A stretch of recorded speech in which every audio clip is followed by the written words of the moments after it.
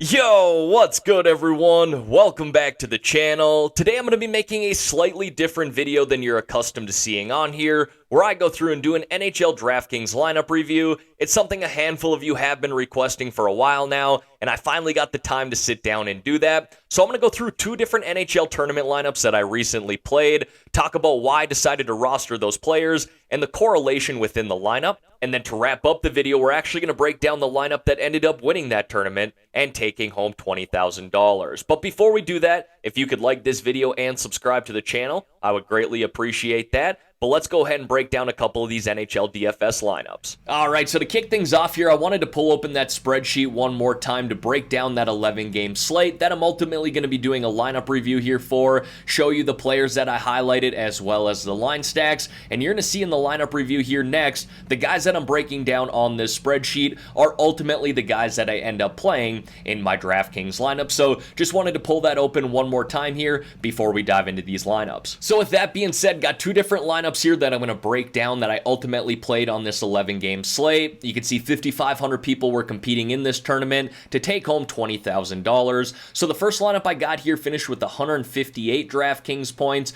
Basically what I did was one line stack and a number of different pairings. The line stack that I put in here was that first line out of New Jersey. We had Hughes, Bratt, and Tatar. So I really like where they were at, really like the pricing for those guys, as well as the correlation and matchup at home. And so I ended up putting them in this lineup here. Also really like Brad Marchand in that first line for the Boston Bruins in that game against the Minnesota Wild. I talked about Marchand on the spreadsheet, but stacked him up with Bergie there. Both those guys play big minutes 5-on-5 together. They both play on the number one power play, and they even get time together on the penalty kill, so I really like the correlation between those two. The next pairing that I did was on the Sabre side of things, Tage Thompson and Rasmus Dahlin. These guys certainly do play together 5-on-5, but what I was more so targeting there was the number one power play. Both those guys see big minutes on the power play, and naturally shooters. You can see both guys had 5 shots on net in that game, getting you that 3-point bonus. And again, I really like the price tag and matchup at home against the San Jose Sharks, and both guys in the 4K range. And then I just had one more skill player that I needed to fill in my lineup,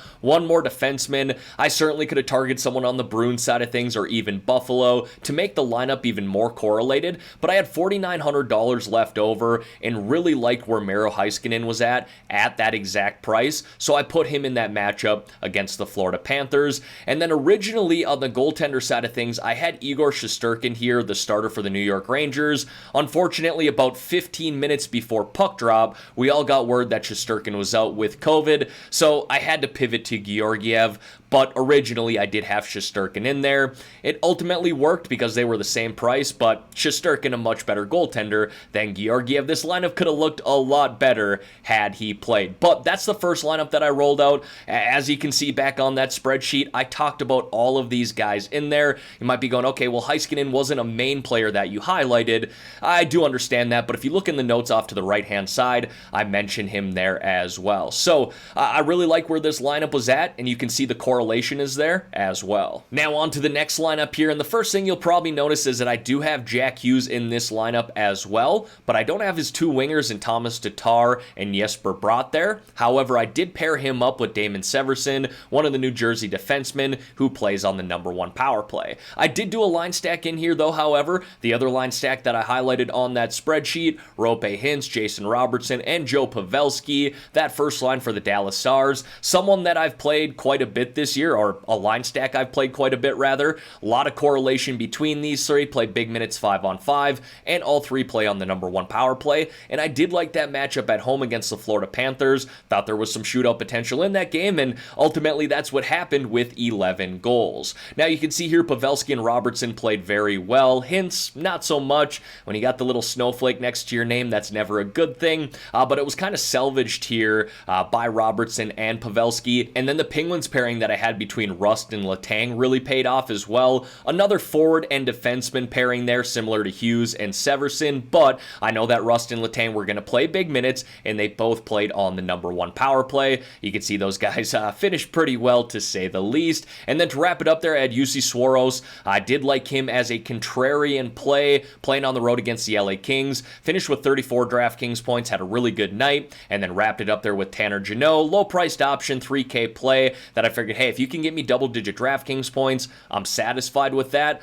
Ultimately, he did not get there, but certainly someone who is capable of doing that. So you can see here again, another line stack basically filled in with a bunch of pairings to wrap up this lineup here, and then kind of a one-off play here with Tanner Jeannot in the utility spot. So those were 2 lineups that I ended up playing in this tournament here, and usually what I do is play 3 lineups on a nightly basis, whether it be NHL or NFL DFS. That's usually my go-to. I do not max out by any means. I'd love to do that eventually, but between working a normal 8 to 5 job, making YouTube content, and playing DFS, I really don't have the time to build 150 lineups right now, and honestly, I'm not really an optimizer guy either. I do prefer to hand build. As OG as that might be, that is my preferred way to play DFS. But I did want to highlight and break down this lineup here that did win $20,000 on this 11-game slate, and you can see they ran out 2 different line stacks here. First being that first line for the Colorado Avalanche, McKinnon, Rantanen, and Landeskog.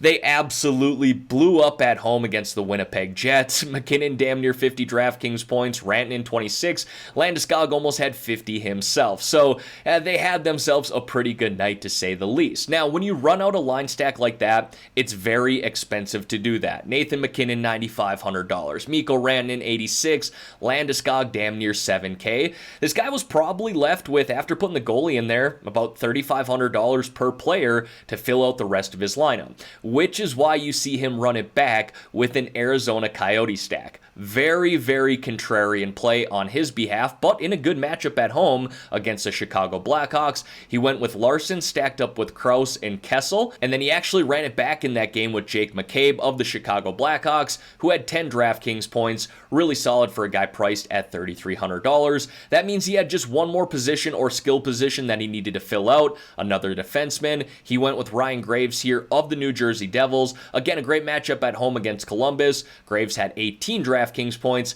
Really solid for a guy priced at $3,900. And just like myself, he went with UC Soros here, who had a really good game against LA, finishing with 34 DraftKings points. So this was the lineup here that won $20,000. You can see the correlation within it. No, we're not going to need 240 DraftKings points to win a tournament. That probably is an outlier. Typically what I'm shooting for is 4x value, 200 DraftKings points. If you can float around there, there's a legit chance that you're going to win some decent money or even take down a tournament. All right, everyone, that is going to wrap up this video here for today. As always, thank you all for taking the time out of your day to watch the content here on this channel. If you could like this video and subscribe to the channel, I would greatly appreciate that. And if you want to see more videos like this, whether it be some tips and tricks videos or some lineup reviews, let me know in the comments below. But let's have ourselves a great day here, folks. Again, thank you for watching. I'm out of here.